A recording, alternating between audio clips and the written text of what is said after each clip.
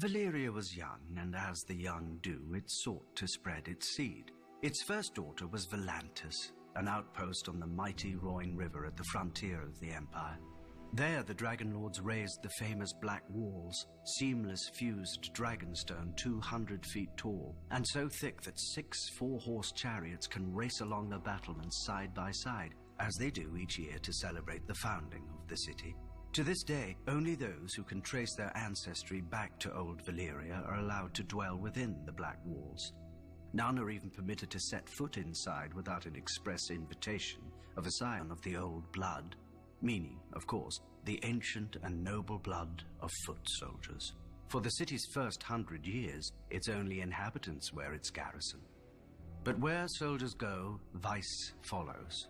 Taverns and brothels began to sprout up outside the Black Walls, and merchant ships began to call as well, bearing the favored trade of the summer sea, slaves.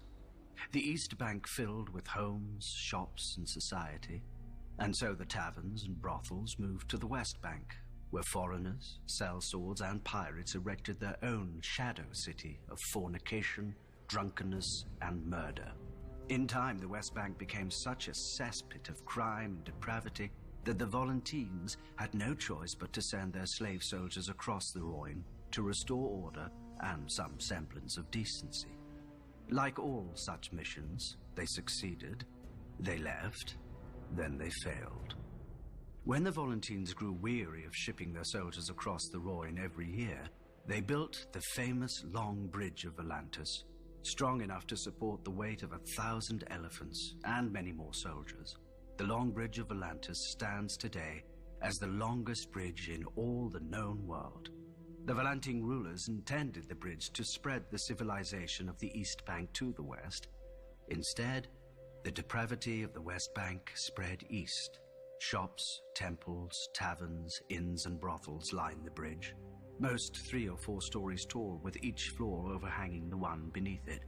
One can buy anything on the Long Bridge, or steal it, if one's hands are quick enough. But if they're not...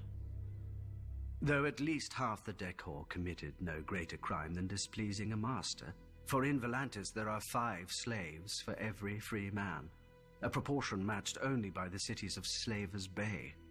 The Volantine masters mark their property with facial tattoos, permanent and scarring, which denote the vocation of the slave. Slave soldiers wear green tiger stripes upon their faces. Slave whores are marked by tears beneath one eye. The slaves that collect the dung of horses and elephants are marked with flies. The drivers of the hathays, the carts pulled by the small elephants of Volantis, are marked with wheels, and so on. A master may give his slave freedom, but no man can give a new face. Is it any wonder, then, that the slaves and freed men have turned in such great numbers to the priests who preach of a cleansing fire?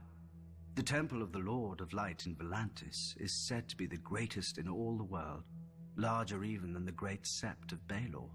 All who serve within this mighty temple are slaves, bought as children and trained to become priests, temple prostitutes, or warriors. And one could argue its adherents outside the temple are slaves as well, in mind if not in body. Magic frees nobody except its practitioner to do what he will with those who can't, just as the Black Walls free the old blood to see what they will. Without those they don't. But one must wonder how much longer such freedoms will endure, when across Essos one hears the sound of chains breaking, of slaves rising, of dragons roaring. Volantis may call itself the first daughter of Valyria, but it is not the last.